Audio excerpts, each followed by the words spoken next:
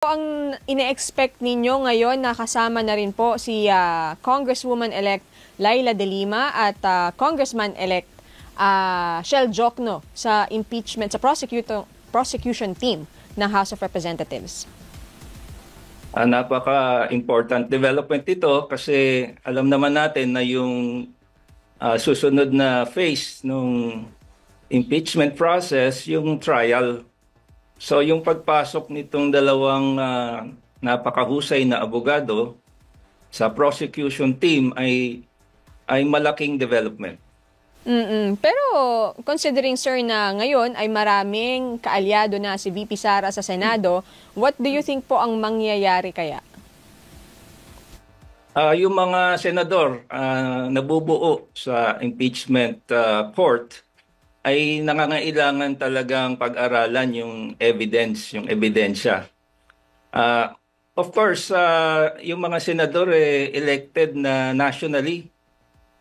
So parang ano rin yan yung same mandate na binigay sa isang presidente, no, na ang eleksyon, ang bumoto sa kanila yung buong bansa.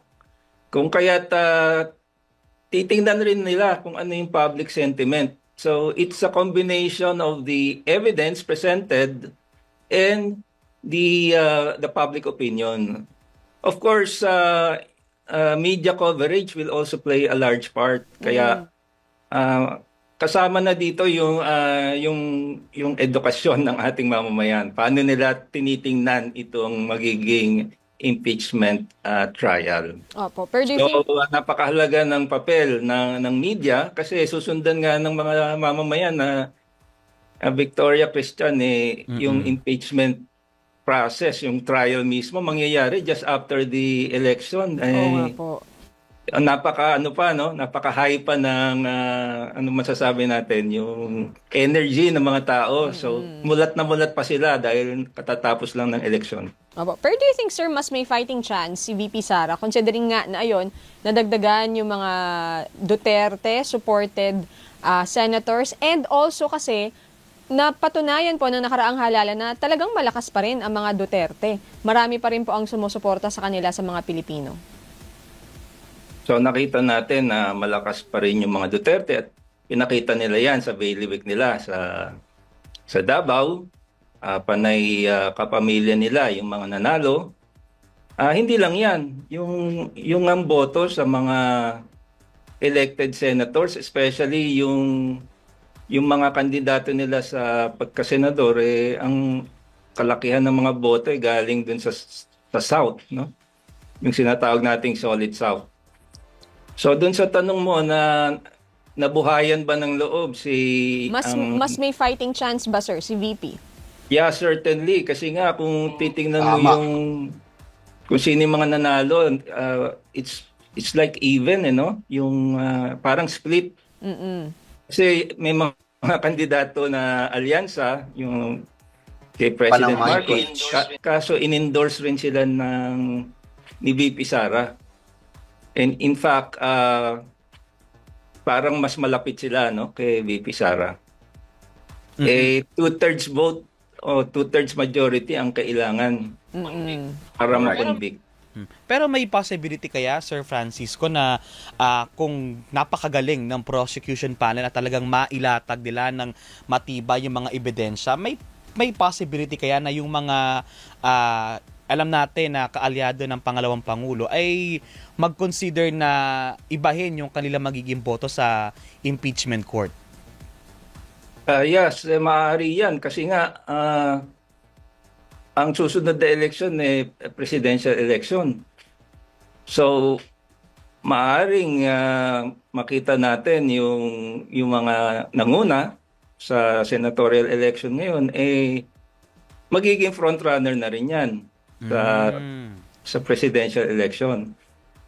Yun namang mga matatapos ang term or yung term nila pero pwede pang magre-election sa 2028, titingnan rin nila yung balance of power, so to speak. So nabanggit mo na paano ba yung latag ng ebidensya. So napakahalaga makita talaga yung appreciation rin ng publiko. So dalawang latag yan yung pag-appreciate ng ating mga decision makers, yung mga nasa impeachment court, paano dadalo yung mga discussions diyan, no? At pangalawa, paano ang appreciation ng sambayanan tungkol sa gagawing impeachment trial. Opo, kasi kung titingnan natin sa ngayon, sir, tsaka partner, syempre iisipin natin kung yung sino mga kaalyado ng pangalawang pangulo, automatically haharangin nila na ma-impeach ang vice president. Pero kung napakagaling naman ng prosecution panel at talagang matibay yung kanilang mga ebidensya, may possibility rin pala na bumaligtad sila because of the 2028 election kung may mga ambition din sila for 2028, sir.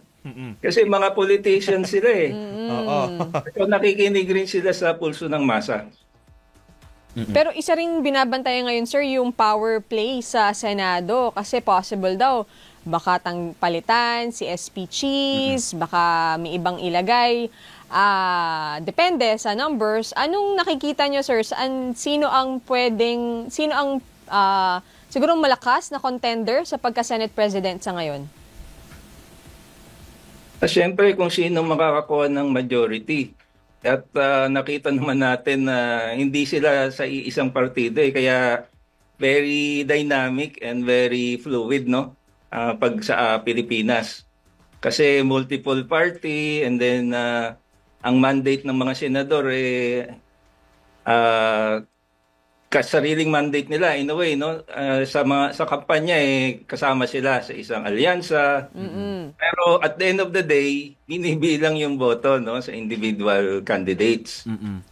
So kung tatanungin mo sinong malakas, siyempre may mga dating mga dating Senate President diyan, no? So Tito Soto. Yes, si Senator Soto.